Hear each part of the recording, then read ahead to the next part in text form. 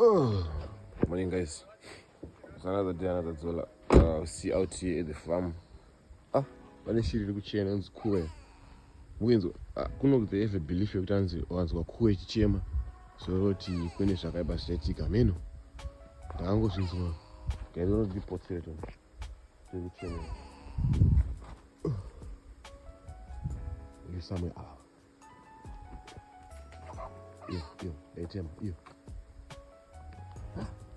Sandonanga. My nagging skills are something else.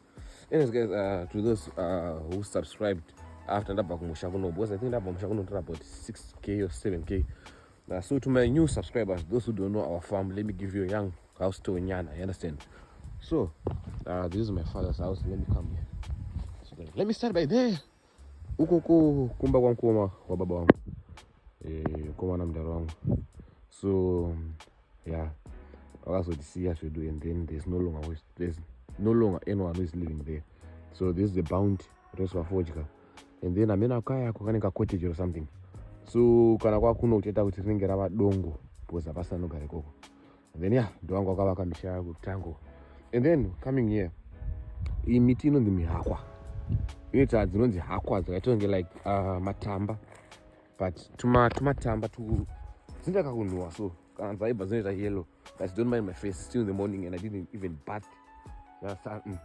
So yeah, those hakwa dzachona. As you can see, and those waves are yellow. So I don't think I'm a tamba, like let me show you the inside. You can't see, unfortunately you can't see. But yeah, can I you so yellow so this is my father's field. Ndakatongorima munomu ndakatongorora mukadzi wangu murora akatongororwa ndakada kutongorima kutongoya muno tangotoka mbeu. There's no one who's gonna ask you what munomu ndomunda machina. So it's like a 1 hectare if not mistaken. Sasuko. And then down there with a bow kure shit man.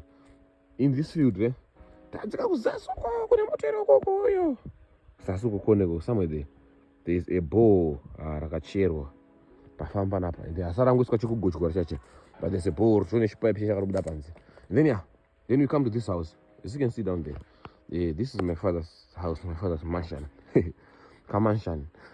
So we call it a mansion because you see it's a mansion, a roof mansion. So yeah, this is the house. This is my mother's kitchen. So mama ngwani kitchen yao nemba yao. I think like what's just left is like I have to buy some paints, Nash paints. And then you guys please tell me the colors, suggest any colors that I can do. And the other thing is we want to do roofing. Is it correct? Because like the carpenters, my carpenters or the people that roof this house, so we're thinking of renovating it. To also is a roofing, roofing materials. And then yeah, because the roofing is not giving. But you see it's not giving. So I'm some glasses, but so yeah, that's what left only to put some glasses because no one is living there. And then I'm sure you know him, Thompson. That one pro and I can't time back South Africa. In the Cape Town, and then I got kuno and then yeah, I'm gonna see him. I think so this is the house, kitchen, and then in my rooms. I think I should give you like a young house tour nyana of the house. And those who I wanna know with budget what now ask my dad how many bricks he used the kitchen and stuff. They had to make test it again. You know this what test again because like when there's no one who's living there. So yeah, if you come inside, there's some doors. This is my place, my mom's place. She likes to cook vega. And then yeah, my packets, what and a room of pindon cut. So that's the kitchen. I managed to bench yoga. Don't go try on any. Yeah, that's the kitchen. Okay, let's go inside of this house. Those who don't know, it runs the Gucci. I want to regard that I don't know what runs the Gucci. So I don't Gucci. I'm not even sure, but I'm going to the Gucci. So I want to Gucci. Munongwa siniroro mune midzi. Vanorisena makwati nchanokuradza. Then ndakaenda kumboko pane paraitogadzirwa. So let's get inside here. So there's rooms there. There are some people there. Then so let's get there.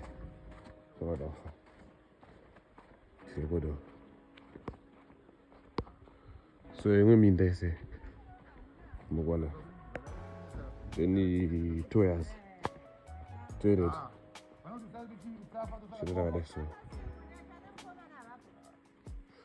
Mamukase,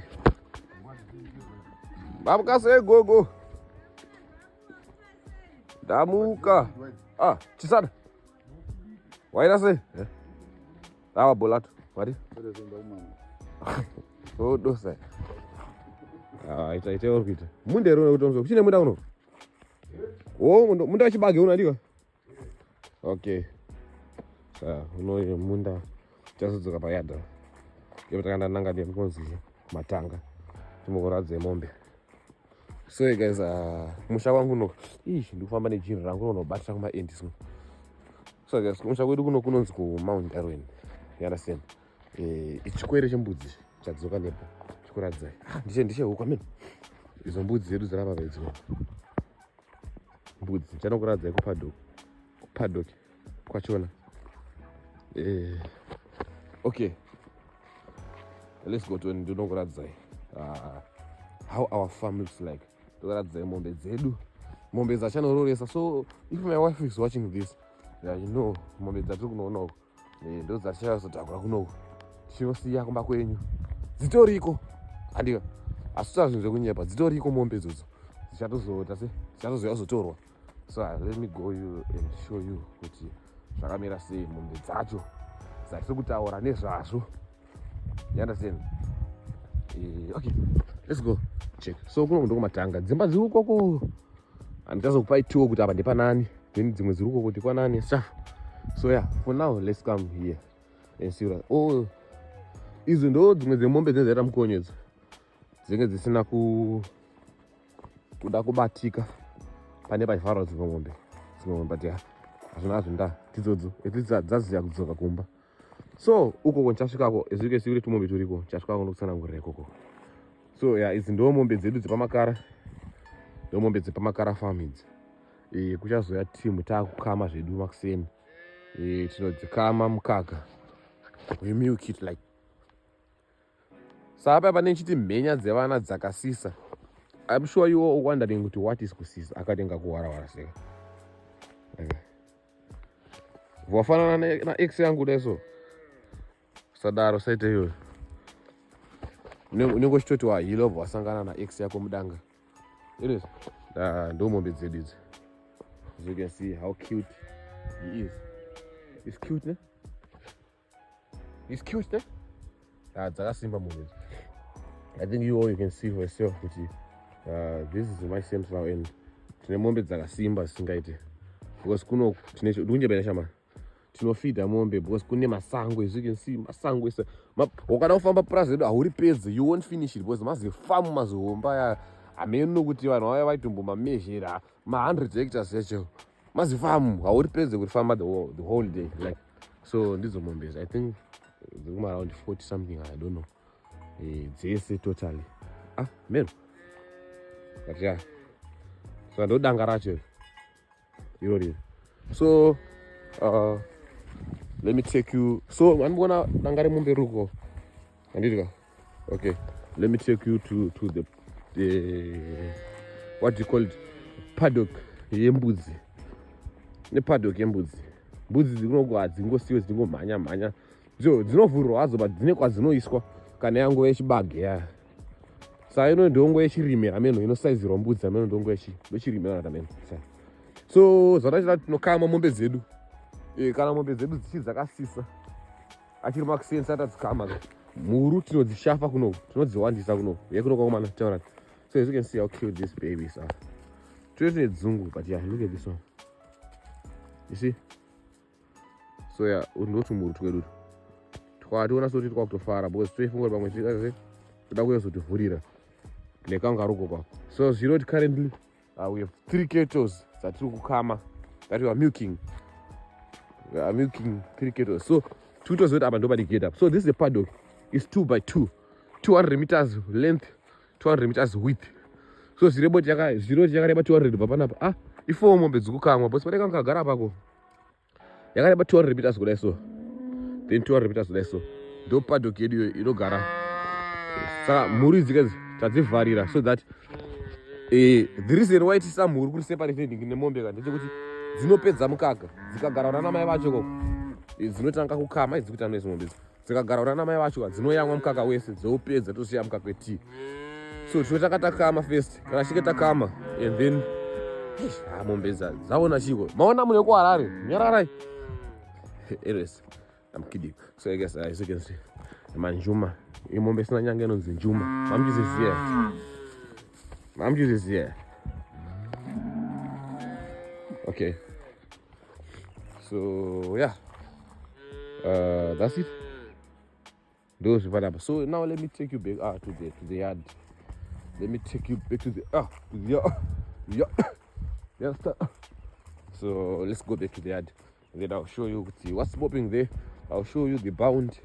And I'll show you some of the things that you might need to see, or some of the things that you don't know. So these guys today is the last day at the farm. And how we hitting the road, baby. We didn't shoot much. Tananya family content in first song on the player Morgan. Which I couldn't take off the nene kuno kumamisha. So ababa payad pedzimba dzamkoma mudharangu. Ukomkoma mudharangu kutanga uko. Mudharangu arakavakirwa apa pakabapo. And then apa pa main yard pemhuri ndo pa main yard papa ndo imba yagogo nehati nene ndo pa main yard papa kumusha vaitikuya kumusha ndo pa main yard papa pamakara. And then apa nemba ira apa paombe ne vangogara gogo mumwe and then ukoko ndo kwavakirwa umwe mukoma mudhara wangu anoteera mukoma wekutangisira uko. Then uko ndo kwavakirwa mukoma wangu uko vakutanga musha mukoma wangu vanogara kuno vakutanga umusha nemhuri yavo ndo kwavakirwa dzimba dzavo 3 uko ndokavakirawo ikoko zvopera zvakadaro. Then kokupedzisira ndokuhiro so ndokune makuva kwamakara kokupedzisira koko kudongo ndokwambenga kuchigara madzitateguredi kudharadhara kudongo kuno saka kwakudzi kudongo akuna yakanyanya. Okay, ndikati ndete kushuwa kuno kuti munoona kuti what's popping. Ndonokuradza tanopinda muyadi ende ndonokuradza kunonzi kupound kunopisirwa fodya. So unoise minda inoyi achiri muno maibata minda wemusahu ndomunobva masahu. Let's go. Zvinopera sei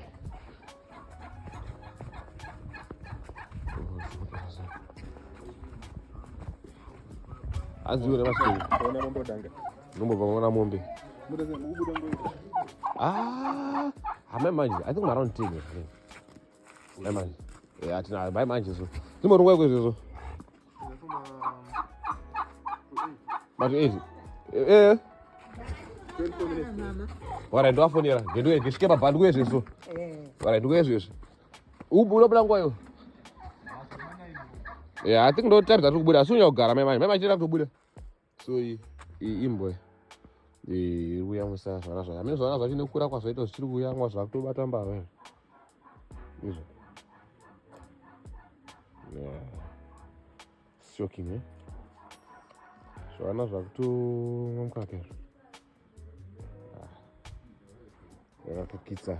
So yeah, this is our sector. You can see it. This is our sector.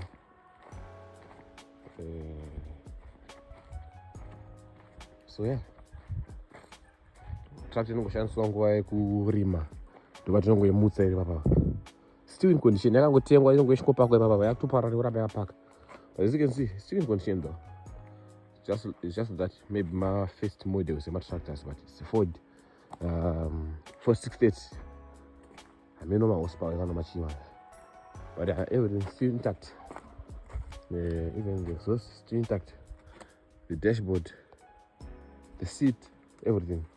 And oh, generation of the tractor. So let me take you here and see what's popping.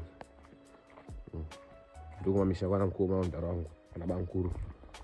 And then dog bound kunogara kutoparara zvaro bosa rakarombera kasvika para kutopararawo nene unongorumwa nenyoka bound nena mazuva asingashandika ndo munonzi mubhani munopisirwa fodya.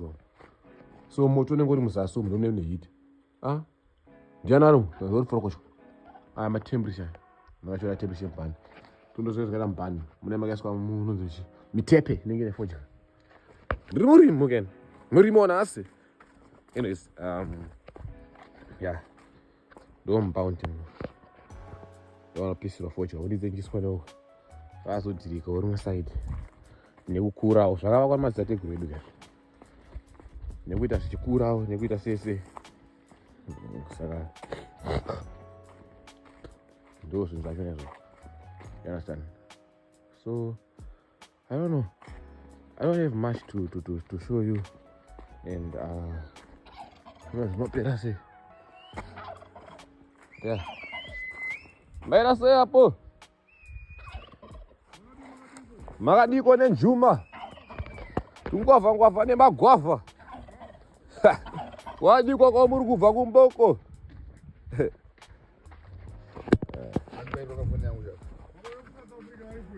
Aripo. Edozima.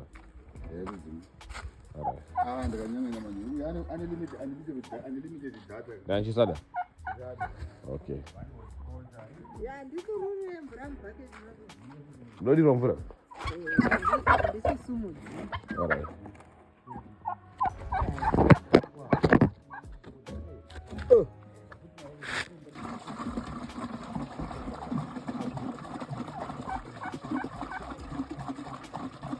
Dozaga.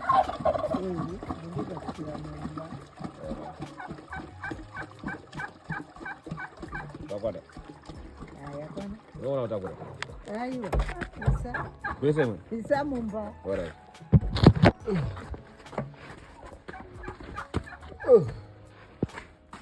Oh, kitchen.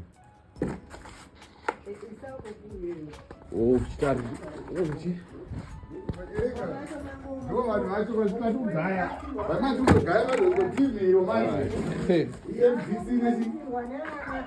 I asked you. Then we business on it. Then we business on. All right.